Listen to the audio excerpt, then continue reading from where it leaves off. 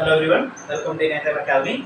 இன்னைக்கு வந்து அந்த டிஎன்பிஎஸ்சியோட ஒப்ஜெக்டிவ் லெவல் எக்ஸாம்ஸ் அது வந்து எப்படி அப்ரோச் பண்ணிக்கலாம் அதான் பார்க்க போகுது. You know that தமிழ்நாடு அந்த municipal administration and water supply அதோட notification out and MBA is going to be out. So அதனால வந்து you just start your preparation. அதுக்கு முன்னாடி எந்த மாதிரி பாயிண்ட்ஸ் எல்லாம் உங்களுக்கு வந்து மைண்ட் இருக்கும் இந்த ப்ரிப்பரேஷன் ஆரம்பிக்கும் போது. ஓகே, இது வந்து ப்ரிப்பரேஷன் ஆரம்பிச்சு அந்த எக்ஸாம் வரைக்கும் இல்லை எக்ஸாம் முடியிற வரைக்கும் உங்களோட மைண்டில் கரெக்டாக இருக்கும். ஓகேவா? இது வந்து பார்த்தா how to prepare. You வந்து எப்படி ப்ரிப்பேர் பண்ண போகுது exam. First and foremost point is cover all the topics. Don't skip any. Okay, இது வந்து பார்த்தா நிறைய ஸ்டூடெண்ட்ஸ் பார்த்துருக்காங்க இந்த மாதிரி அவர் வந்து ஸ்ட்ராங் இல்லைன்னு சொல்லிட்டு ஒரு டாபிக் அந்த ஃபுல்லாக கம்ப்ளீட்டாக 100% கவர் பண்ணாமல் பாக்கி இப்போ 10 யூனிட்ஸ் இருந்தால் ஒரு 2 யூனிட்ஸ் அப்படியே ஸ்கிப் பண்ணிவிட்டு பாக்கி 8 யூனிட்ஸ் ப்ரிப்பேர் பண்ணுவாங்க. அதுக்கு ஒரு டேஞ்சர் என்னன்னா பாக்கி 8 யூனிட்ஸ்க்கு வந்து உங்களுக்கு 100% ஸ்கோர் பண்ண முடியும். அப்படி இருந்தாலும் இந்த 20% அதான் உங்கள் டோட்டல் ஸ்கோர்னு டிக்ரீஸ் ஆகுது. அது வந்து ஒரு ஐடியல் கேஸ். நார்மல் கேஸில் வந்து you cannot score all these 80 out of 80. So அதுக்குள்ளே இருக்கிற லாஸஸ் வந்து இந்த பாக்கி 2ல வந்து யூ கேன் காம்பன்சேட். அதுதான் ஒரு ட்ரிக். ஓகேவா? அதனால எல்லா டாபிக்குமே கவர் பண்ணிடுங்க. நீங்கள் வந்து ஸ்ட்ராங்காக இருக்கிற டாபிக் கூட ஒரு 20 இல்லைன்னா ஐம் ஜஸ்ட் சேயிங் 20 கொஸ்டின்ஸ். அந்த 20 கொஸ்டின்ஸில் ஒரு 15 தான் உங்களுக்கு டச் பண்ண முடியுது, பாக்கி 5 வந்து ஆன்சர் பண்ண முடியல அப்படின்னா அது வந்து இந்த நீங்கள் ஸ்ட்ராங் இல்லைன்னு சொல்லிட்டு ஸ்கிப் பண்ண டாபிக் ப்ரிப்பேர் பண்ணினா அங்கே you can out of 20 you may be answering 8 or 10. அதனால அது அங்கே காம்பன்சேட் பண்ணுது. இது வந்து ஒரு ரூல் மாதிரி.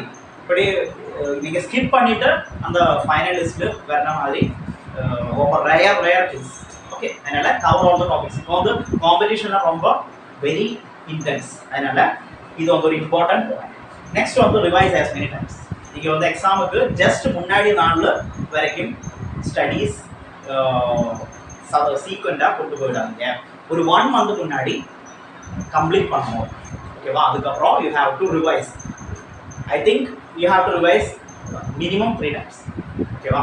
அது வந்து உங்கள்ட்ட அந்த ஒரு எபிலிட்டி பார்த்து வச்சுருக்கும். நீங்கள் வந்து ரொம்ப ஸ்ட்ராங்கான டாபிக் வந்து ஒரு 1 or 2 times பண்ணும் போதும் அது வந்து according to the likes of your topic.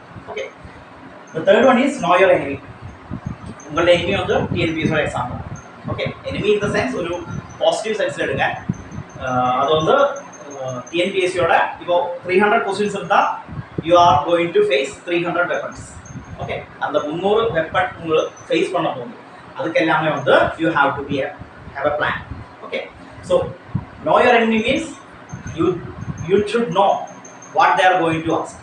Okay, what not just what they are going to ask, how they are going to ask. அதுதான் கரெக்டான ஒரு அது வந்து ஒரு ஃபார் எக்ஸாம்பிள் ஒரு அப்ஜெக்டிவ் லெவல் கொஸ்டின்ஸ் வந்து நீங்கள் வந்து டெரிவேஷனில் என்ன கொடுத்துருக்காங்க அது ஒன்றும் பார்க்க தேவையில்லை. You just no the equation. Okay, அதுக்குள்ளே என்னெல்லாம் டேர்ம்ஸ் இருக்காங்க அதுதான் ஒரு எக்ஸாம்பிள் மாதிரி சொல்லியிருந்தோம். அதனால் ஒரு போர்ஷன் நீங்கள் லேர்ன் பண்ணும்போது you try to understand how are try to ஒரு டிவைஸ் பண்ணி பாருங்க how they are going to ask. இந்த ஒரு டாபிக்னா எவ்வளோ கொஸ்டின்ஸ் வரும், எந்த மாதிரி கொஸ்டின்ஸ் வரும் அதெல்லாம் வந்து you have to imagine. Okay, அதுதான் third point.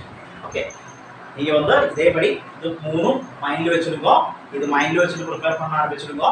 Preparation should be started as soon as possible because the exam is around the corner. Okay, so எல்லாருக்கும் all the best. நீங்க வந்து our classes are going on. If you are interested you can join us. The contact number வந்து description ல கொடுத்துருவாங்க. Anyway, nice to meet you everyone. Thank you.